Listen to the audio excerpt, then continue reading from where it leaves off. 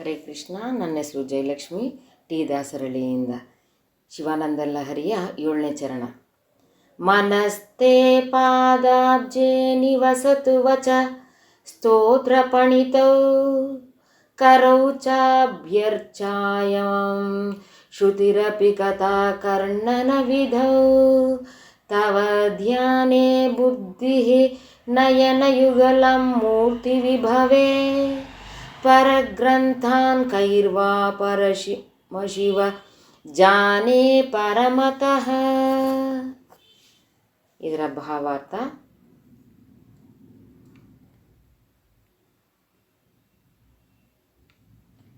ಇಲ್ಲಿ ಶಂಕರಾಚಾರ್ಯರು ಪರಮಶಿವ ಅಂತ ಕರೀತಿದ್ದಾರೆ. ಪರಮ ಪ್ಲಸ್ ಶಿವ. ಶಿವ ಅಂತ ಅಂದರೆ ಏನು? ಶವ ಅಂದರೆ ಶಿವಕ್ಕೆ ಸಮಾನ. ಅಂದರೆ ಶಿವ ಶವ. ಅವ್ರು ಹೇಳೋದು ಚೈತನ್ಯವನ್ನು ಕೊಡುವಂತಹ ವ್ಯಕ್ತಿಯನ್ನು ನಾವು ಶಿವ ಅಂತ ಕರಿತೀವಿ. ಪರಮ ಚೈತನ್ಯವನ್ನು ಕೊಡುವಂಥವನು ಪರಮಶಿವ. ಹಾಗಾಗಿ ನನ್ನ ಮನಸ್ಸು ಯಾವಾಗಲೂ ನಿನ್ನ ಪಾದ ಕಮಲದಲ್ಲಿ ವಾಸಿಸಲಿ ಅಂತ ಕೇಳ್ತಿದ್ದಾರೆ.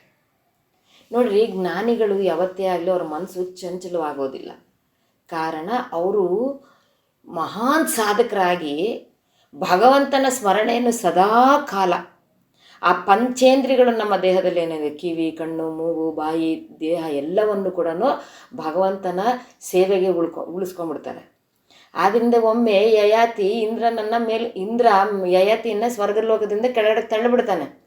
ತಳ್ಳಬೇಕಾದ್ರೆ ಆತ ಜೋರಾಗಿ ಕುಕ್ಕೊಂತಾನೆ, ಇಂದ್ರನ ಕೇಳ್ಕೊತಾನೆ, ಇಂದ್ರ ಹೆಂಗಿದ್ರು ನನ್ನನ್ನು ಬೀಳಿಸ್ತಾ ಇದೆಯಾ, ಭೂಲೋಕಕ್ಕೆ ಕಳಿಸ್ತಾ ಇದೆಯಾ, ಬೀಳಿಸ್ತೀಯಾ, ನನ್ನ ಸತ್ಸಂಗದ ನಡುವೆ ಬೀಳ್ಸಪ್ಪ ಅಂತ ಹೇಳಿದ್ರಂತೆ.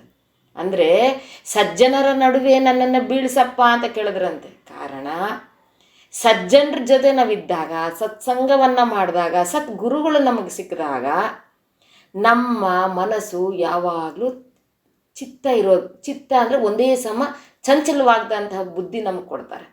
ಯಾಕೆಂದರೆ ಗುರುಗಳು ಹೇಳಿರೋ ರೂಪದಲ್ಲಾಗಲಿ ಅಥವಾ ಭಗವಂತ ಹೇಳಿರೋ ಅಥವಾ ಸತ್ಸಂಗದಲ್ಲಿ ನಾವೇನು ಒಳ್ಳೆ ಕಥೆಗಳನ್ನು ನಾವೇನು ಚರ್ಚೆ ಮಾಡಿರ್ತೀವೋ ಅದ್ರ ಬಗ್ಗೆ ನಾವು ವಿಶ್ಲೇಷಣೆ ಮಾಡ್ತಾ ಇರ್ತೀವಿ ರಾತ್ರಿ ಮಲಗಿದಾಗ. ಅಂದರೆ ನಾವಿವತ್ತು ಮಲಗ್ತೀವಿ ಅಂದ್ಕೊಳ್ಳಿ, ರಾತ್ರಿ ಹೊತ್ತಿನಲ್ಲಿ ಮಲಗಿದಾಗ ನಾವೇನಂತ ಯೋಚನೆ ಮಾಡ್ತೀವಿ, ಇವತ್ತು ಬೆಳಗ್ಗೆಯಿಂದ ಏನೇನು ಮಾಡಿದ್ವಿ ಅಂತ ಹೇಳಿ ನಾವು ಚರ್ಚೆ ಮಾಡ್ಕೊತೀವಿ ನಮ್ಮ ಮನಸ್ಸಿನಲ್ಲಿ, ಹೌದೋ ಅಲ್ವಾ? ಆದರೆ ನಾವು ಸತ್ಸಂಗದಲ್ಲಿ ನಿರತರವಾಗಿದ್ದಾಗ ಏನಾಗುತ್ತೆ, ಇವತ್ತು ನಾವು ಏನೇ ಹಾಡು ಕೇಳಿದೆ, ಯಾವ ಹಾಡು ಕಲಿತೆ, ಯಾವ ಜ್ಞಾನವನ್ನು ಪಡ್ಕೊಂಡೆ ಗುರುಗಳಿಂದ, ನಾನು ಅವ್ರ ಜೊತೆ ಹೇಳಬೇಕಾದ್ರೆ ಯಾವ ಶ್ಲೋಕವನ್ನು ನಾನು ಉಚ್ಚಾರಣೆ ಮಾಡಿದೆ ಅನ್ನೋದ್ರ ಬಗ್ಗೆ ನಮ್ಗೆ ಗಮನ ಇರುತ್ತೆ. ಹಾಗಾಗಿ ಆದಷ್ಟು ನಾವು ಸತ್ಸಂಗದಲ್ಲಿದ್ದು ಈ ಪಂಚೇಂದ್ರಿಯಗಳು, ನಮ್ಮ ದೇಹದಲ್ಲಿರುವಂತಹ ಪಂಚೇಂದ್ರಿಯಗಳು, ಬಾಯಿ ನಿನ್ನ ಸ್ತೋತ್ರದಲ್ಲಿರಲಿ, ಯಾವಾಗಲೂ ನಿನ್ನ ಸ್ತುತಿ ಮಾಡ್ತಿರಲಿ, ನಿನ್ನ ಗಾನ ಮಾಡ್ತಿರಲಿ ಅಂತ ಹೇಳುತ್ತೆ. ಕೈಗಳು ಯಾವಾಗಲೂ ನಿನ್ನ ಅರ್ಚನೆಯಲ್ಲಿ ನಿರತವಾಗಿರಲಿ ಅನ್ನುತ್ತೆ. ಕಿವಿಗಳು ಯಾವಾಗಲೂ ನಿನ್ನ ಹಾಡುಗಳನ್ನು, ಲೀಲಾಮೃತಗಳನ್ನು, ಕಥೆಗಳನ್ನು ಕೇಳೋಂಗಿರಲಿ. ಬುದ್ಧಿ ಯಾವಾಗಲೂ ನಿನ್ನ ಧ್ಯಾನದಲ್ಲಿ ನೆನೆಸಿರಲಿ. ಕಣ್ಣುಗಳು ಸದಾ ನಿನ್ನ ಈ ಸ್ವರೂಪವನ್ನು, ಆ ಲಿಂಗ ಸ್ವರೂಪದಲ್ಲಿ ನನ್ನನ್ನು ನೋಡುವಂತಾಗಲಿ ಅಂತ ಹೇಳಿ ಇಲ್ಲಿ ಜ್ಞಾನಿಗಳು ಕೇಳ್ತಾರೆ. ಅದೇ ರೀತಿ ಶಂಕರಾಚಾರ್ಯರು ಹೇಳ್ತಾರೆ, ಬೇರೆ ದೇವತೆಗಳ ಅಂದರೆ ಇತರ ದೇವತೆಗಳ ಮಹಿಮೆಯನ್ನು ವರ್ಣಿಸುವಂತಹ ಗ್ರಂಥಗಳನ್ನು ಯಾವ ಇಂದ್ರಿಯದಿಂದ ತಾನೇ ತಿಳಿಯಲು ಸಾಧ್ಯ?